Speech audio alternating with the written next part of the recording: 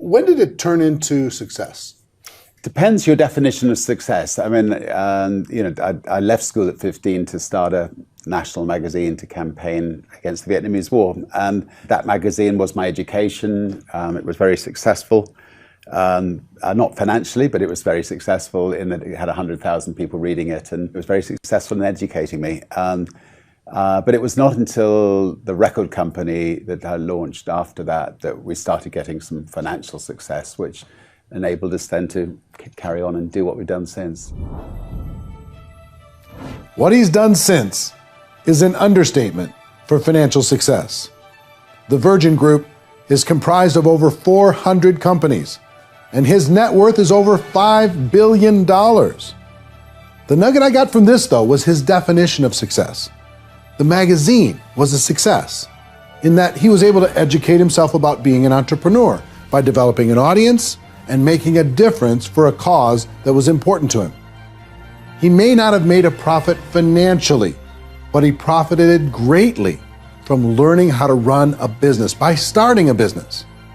He eventually started a record shop and advertised popular records in the student magazine, which springboarded his record label Virgin Records in 1972. In 1984, he started Virgin Atlantic Airways and later sold his record label to help support the airline, and the rest is history.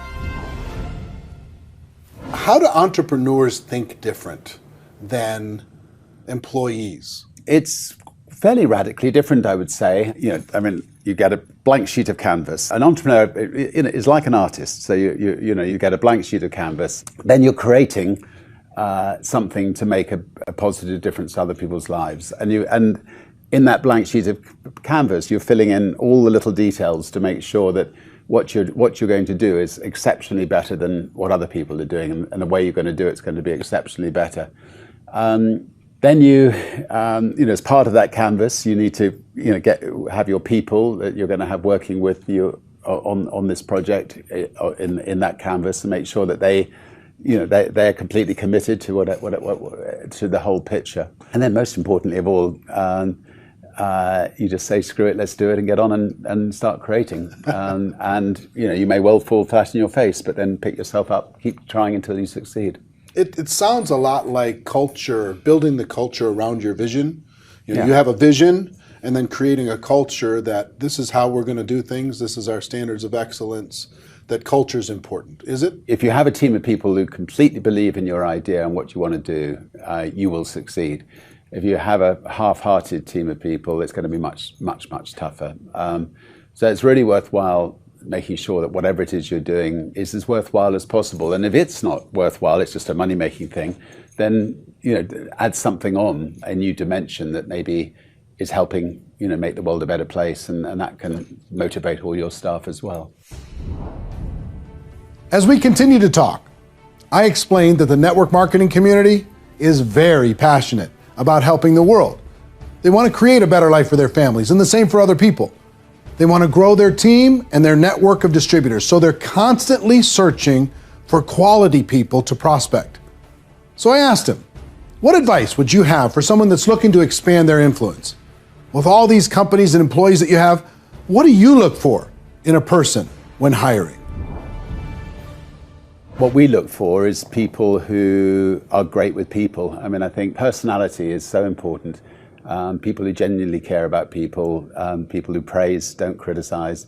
These are all attributes that are really important. And sometimes people who are, a little bit zany. I mean, you don't want everybody to be, just ordinary nice people. You want one or two people to be a little bit off the wall, which is to throw that into the mix. Is that part of your culture? The little bit of a wild streak? Yes, I mean, I think there are companies that get rid of people who are don't fit neatly into the box, and often those people could turn out to be the most creative people. I remember many years ago getting a call from a local record shop and saying that one of my employees was stealing from Virgin and selling our records in the local record shop, and I asked to see him, and he came back into my office, and I didn't sack him. I just said, everybody needs a second chance in life, so we'll give you a second chance. He then became the most loyal employee ever. He found some of our most successful bands for us. Boy George, right? He found Boy George, Culture Club, Genesis. Wow. Second chances can be good for both people, I think. Yeah. Can you imagine if he didn't give his employee a second chance? And I love his thought on having zany personalities in your organization. How it's good to have a nice mix of personalities, and we don't all have to be the same. When people think about Sir Rítsarnd Bránson, they think about this adventurer and a man determined to break records and push the boundaries of our accomplishments as a society. From hot air balloons to boats to going up in space commercially, he constantly looks for new challenges. One of my friends, network marketing, one of the top leaders, and a dear friend of mine, Jordan Adler, he is one of the people signed up for to go into space with you. He's going through the training right now as the process. Was that a brand building experience? Is that just the way you live your life? Just let's go do the wildest things possible? The original adventures, the ballooning, trying to be the first across the Atlantic in a balloon, or the fastest across the Atlantic in a boat, sometimes thinking, whatever, was when we just started Virgin Atlantic, our airline, and we needed to come up with some way of putting it on the map, and we had a lot of fun in the process in doing so. The space project's slightly different. NASA and governments are not interested in you or I going to space, and we decided to set up a space company to enable hundreds of thousands of people, hopefully, to become astronauts. And it's been tough, but we're getting, I think, close finally, and I think we can transform the lives of a lot of people, and we can also connecting people who are not connected, and so anyway, it's a rush, it's fun, it's exciting, and lots of breakthroughs. And we'll see how. Like you and your family are going up in the first one, right? We'll be going up in the first one. Wow! But our brave test pilots will make sure, of course, first, of course. Well, I've talked about this audience, the network marketing community. There's about 100 million people around the world that are engaged in this. It does approximately $200 billion a year in revenue. It's growing, it's expanding, and these home-based entrepreneurs are looking for a better life for their families. Do you think it's a good idea for a person to get involved in network marketing and start to build something? I think we were involved with network marketing once with a cosmetics company in the UK, and we would have a dinner every year with all these young entrepreneurs from all over the country, and they were sometimes they were a mum with children who wanted to make some money on the side, and sometimes they were relying on it completely, for their living. And it was tremendous seeing the enthusiasm, how much it transformed their lives, and what a difference it made to them. So I'm a tremendous believer in network marketing, and I'm a great believer in entrepreneurs. I think all the future jobs in the next 20 or 30 years will be created by network marketing entrepreneurs and other entrepreneurs around the world, starting off from scratch or starting off very small and making a real difference in the world.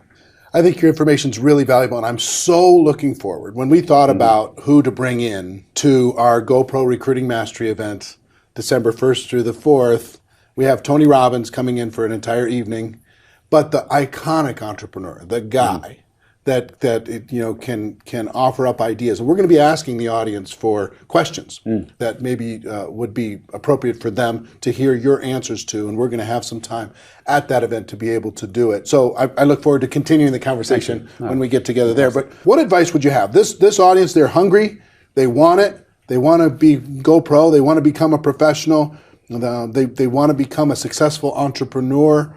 You're a role model to them. What advice would you have for them between now and the time we extend this advice in December? Right. What advice would you have for them?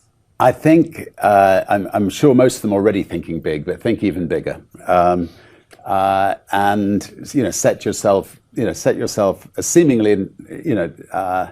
seemingly impossible task, and then strive to get there. If you just tumble along, day after day, that may be good. It's not much fun. I mean, I think all of us should be all the time setting ourselves new challenges to try to overcome. In the end, just get on. Screw it, but just do it. Just get on and do it. And if you're determined enough, you'll make your dreams come possible. We talked about the idea of successful people like yourself. They say yes first, they tell the world, and then they figure it out. And that's opposite from most people in the world. They just get out there, like you say, screw it, just do it. Your iconic phrase, screw it, just do it. I think that more people could learn from think bigger, faster, believe bigger, faster. Yeah. Belief is such an important thing. Yeah, well, one thing I use is somebody asks me a question, I'll say yes. Now, what was the question?